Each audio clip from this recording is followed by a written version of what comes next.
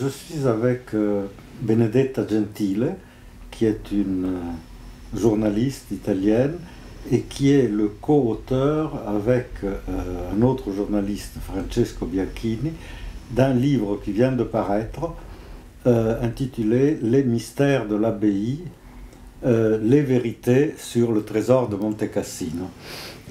Et les vérités au pluriel. Au pluriel, oui, c'est très important ça. Voilà. Et donc ce livre qui vient de paraître en Italie raconte, j'ajoute qu'il paraît justement en coïncidence avec le 70e anniversaire de la bataille de Monte Cassino, qui fut une bataille terriblement sanglante et meurtrière, où en proportion des forces engagées, il y eut le même pourcentage de morts qu'à Stalingrad ou que lors du débarquement en Normandie. Donc c'était une bataille terrible, mais et dont le nom fait partie de la mythologie mondiale de la Deuxième Guerre mondiale, parce que il suffit de prononcer le nom de Monte Cassino et oui. Tout le monde le reconnaît, oui. Tout le monde a quelque... Oui, parce qu'il y avait des troupes qui venaient du monde entier. Ça... Voilà, justement. Ouais. Et d'ailleurs, on peut ajouter que l'assaut final et la prise du monastère furent le fait d'un contingent de combattants polonais. Donc, c'était pour dire la variété de nationalités qui étaient dans le camp allié. Voilà. Mais cette terrible bataille fut précédée par une autre bataille, et c'est cette bataille que Benedetta Gentile et Francesco Bianchini nous racontent dans le livre que nous venons de citer. La bataille concerne les œuvres d'art d'une valeur inestimable, objets précieux, tableaux, livres anciens. Tous ces objets d'art avaient été entreposés dans le monastère de Monte Cassino et pour être mis en sécurité, parce qu'on n'imaginait pas qu'il y aurait des batailles aussi âpres à Monte Cassino. Alors donc il y avait ces œuvres qui avaient été transportées là pour être mises en sécurité. Et alors ce qui s'est passé lorsqu'on a vu que la bataille, le front se rapprochait, les Allemands ont chargé sur des camions toutes ces œuvres d'art, dans l'idée peut-être de les transporter en Allemagne et de les piller.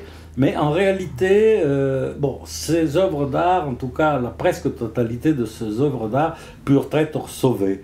Et dans votre livre, vous racontez comment et pourquoi. On a essayé de reconstruire une histoire qui est assez complexe, parce qu'il y a plusieurs protagonistes. Il y a deux officiers de la Göring, division Göring, qui se présentent C'est une division SS.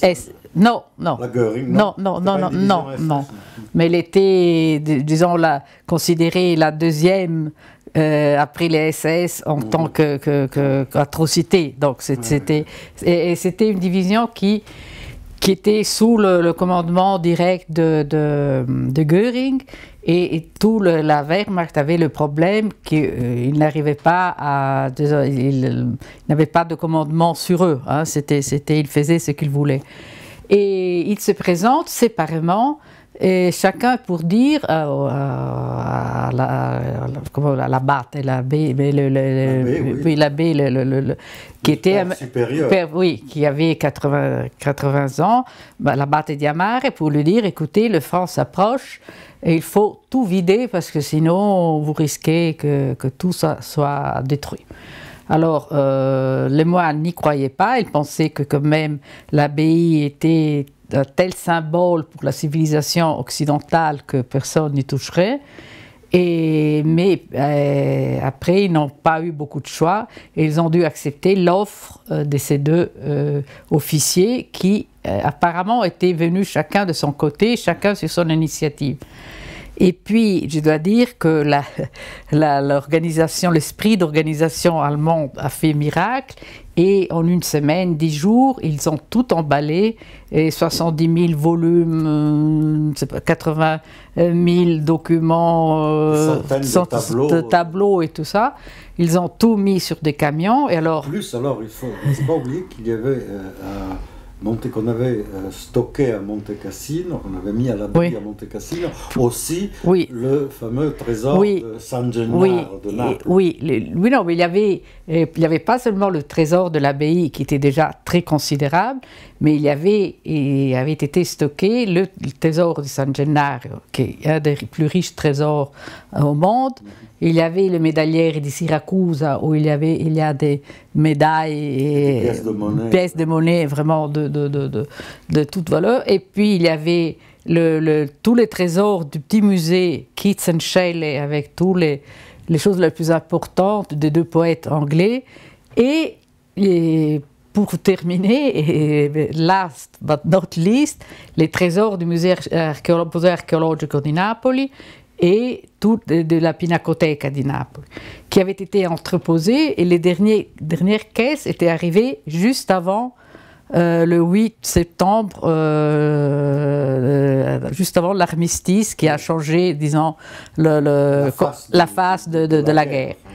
Et donc... Armistice 8 septembre 1943. Oui. Et donc, les deux officiers pensaient rafler les trésors de l'abbaye, et ils ne savaient pas que l'abbaye avait dans ce mur tous ces autres trésors. Alors les moines qui étaient méfiants, ils ont chargé parmi leurs choses personnelles le trésor de San Gennaro, le médaillère et les Keats and Shelley qui sont partis. Il n'y avait aucun contrôle sur les effets personnels des moines pour Rome.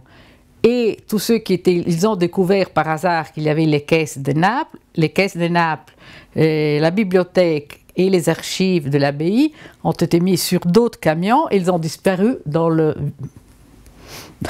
néant. Dans le néant, avec très grande préoccupation de tout le monde parce qu'on ne savait plus où ces camions avaient été. Les Allemands disaient c'est une question de sécurité, on ne peut pas le dire.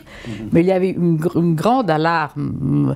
Il y a eu une interview de Maiuri, qui était le surintendant du musée archéologique de Naples, qui a donné une interview au New York Times début novembre en disant c'est vraiment hold-up, un des hold-up le plus épouvantable pour la civilisation occidentale, il faut faire quelque chose. Donc il y a eu vraiment, tout le monde s'est vraiment préoccupé. Il y a eu le Vatican qui a été alerté, il y a eu la presse étrangère, les Allemands ont compris que c'était très, très mauvais pour eux. Et donc il y a eu un bras de fer entre la division Göring, qui ne voulait pas rendre le tout, qui voulait emporter et les autres. Même parmi les Allemands, il y avait l'ambassadeur Weizsäcker auprès du Vatican, et il y avait d'autres, dans l'armée, pas la Göring, mais dans l'armée, il y avait des gens qui voulaient absolument que tous les trésors soient rendus. Les trésors, entre-temps, étaient à Spoleto. On les avait retrouvés à Spoleto. Oui, finalement, et à Spoleto, c'était... En Ombrie. Oui, c'est une très belle ville en Ombrie. Bien au nord. Oui, c'était un dépôt de la Göring qui était là. Alors, il y a eu ce bras de fer, et le début décembre, il y a toute la bibliothèque et les archives qui ont été rendus amenés au Vatican avec cérémonie très solennelle, et puis filmés par la propagande allemande et tout ça.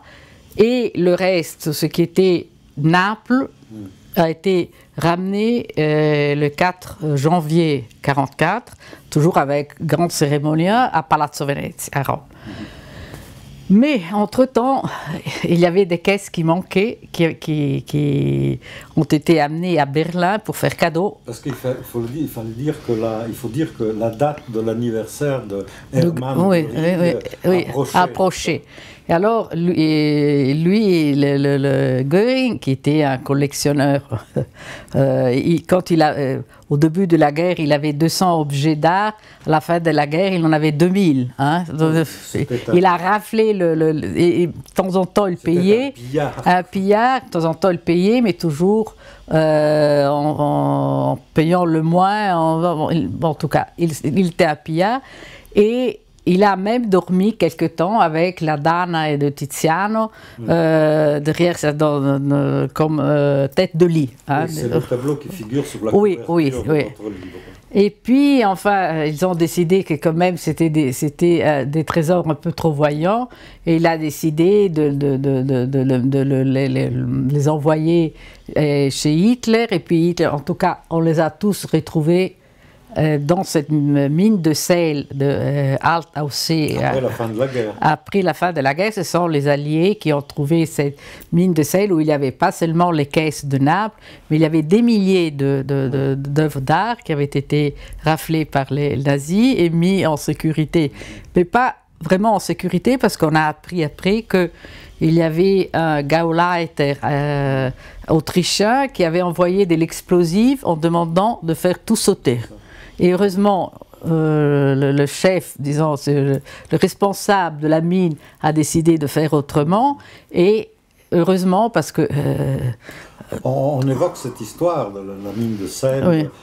La tentative de détruire tout par l'explosif, dans un film très récent qui vient de paraître, Monuments Man, le film de George Clooney. Que je n'ai pas vu encore. Oui, mais bon, ce n'est pas un film génial, mais en tout cas... On en parle, oui, mais c'était, je crois, une histoire... Mine de sel, voilà. mais il avait déjà commencé à préparer la mine de sel, je crois, en 41, 42, avec beaucoup d'ans.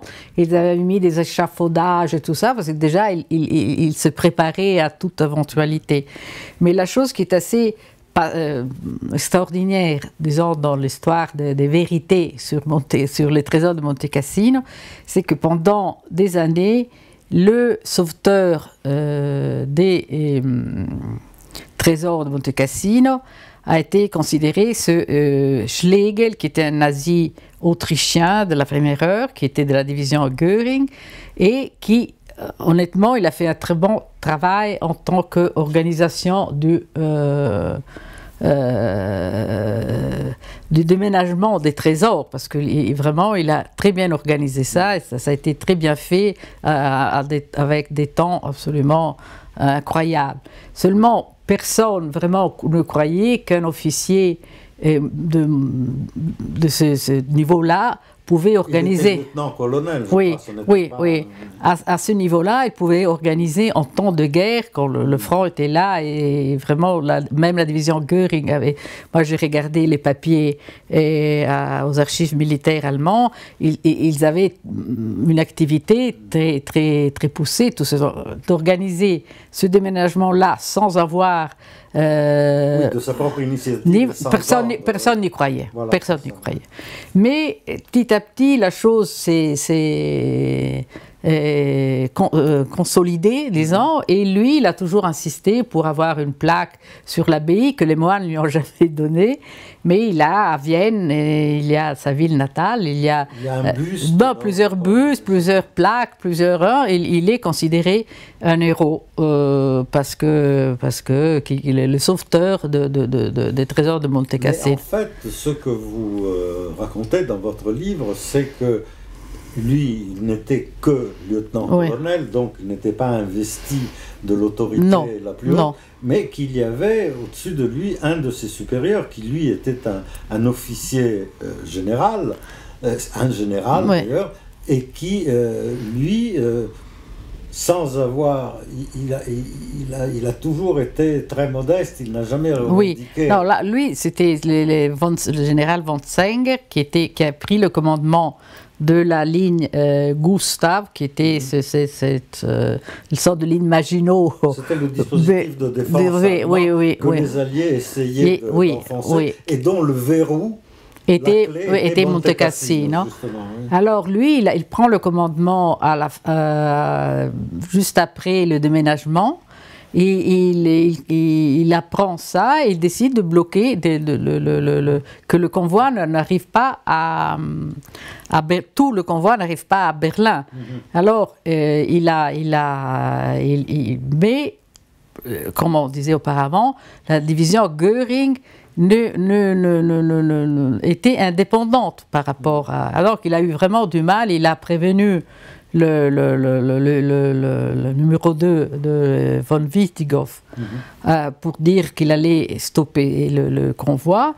Et puis il y a eu, et c'est sur un document d'un de ses officiers qui a fait une déclaration jurée où il dit que le convoi était parti pour que tout avait été enlevé de l'abbaye pour un pillage. Il parle de pillage, de hold-up. C'est le seul allemand, en allemand, c'est écrit vraiment que tout ça a été fait pour être pillé. Et transporté en Allemagne. Donc c'était plutôt qu'un mystère, un miracle, parce que enfin tous ces convois, toutes ces caisses sous le bombardement, dans un moment vraiment où on a essayé d'éviter de se déplacer parce que c'était vraiment dangereux. C'est un miracle parce que pratiquement tout a été retrouvé et plus ou moins en bonne santé. Il y a eu des pertes minimes. Il y a 6 choses qui manquent à l'appel, mais mineures. Il y a une liste qui a fait Sivière. Et puis, il y a eu quelques dégâts pour les objets qui étaient au Museo Archeologico. Mais pour le reste, tout est là. Hein. Et c'est miraculeux. Hein. C'est vraiment miraculeux. Alors, est-ce que vous pensez que, dans la décision du général von Zenger, qui est presque, disons, un acte de rébellion, parce que... Oui, c'était pas sa première acte de rébellion. Hein. Enfin, il a désobéi. Oui, il a désobéi, oui. Est-ce qu'il y a quelque chose est-ce qu'il y a une dimension, disons, religieuse chez ce personnage qui était, si je me souviens bien, si j'ai bien lu, c'était un laïc bénédictin. Et le monastère de Monte Cassino est un monastère bénédictin. Alors, est-ce à cause de ses sentiments religieux Aussi, parce que selon sa fille, Wulle-Gan, que je connais bien, et son père, qui n'a jamais voulu rendre public son rôle, c'était aussi pour protéger Diamare. Diamare, c'était l'abbé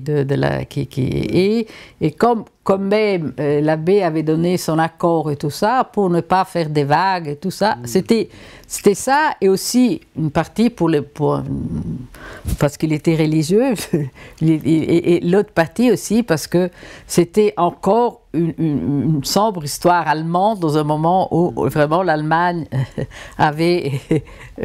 n'en avait pas besoin, si on veut, non? Donc, il a préféré se taire.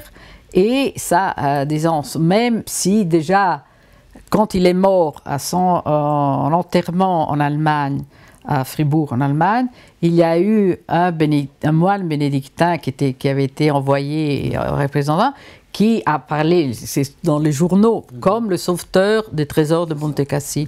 Mais puis après, avec le temps, tout le monde a préféré épouser la version Schlegel.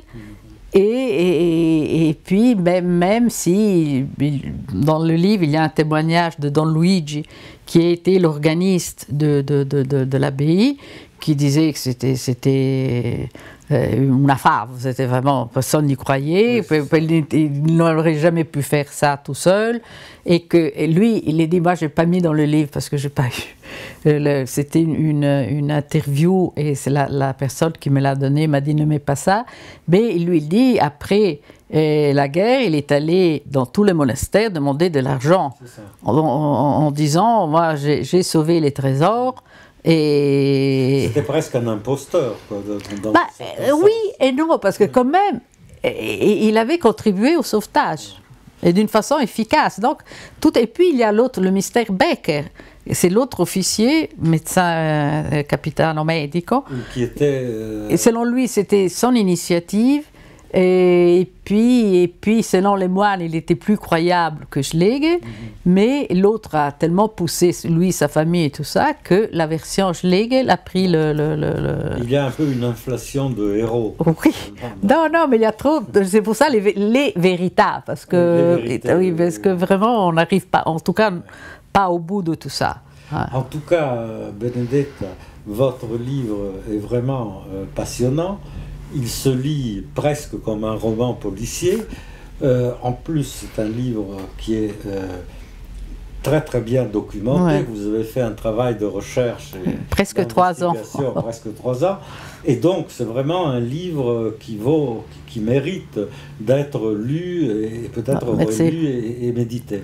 Je vous remercie beaucoup pour cette interview que vous nous avez accordée et pour ce que vous avez raconté. Et grazie. Grazie a voi.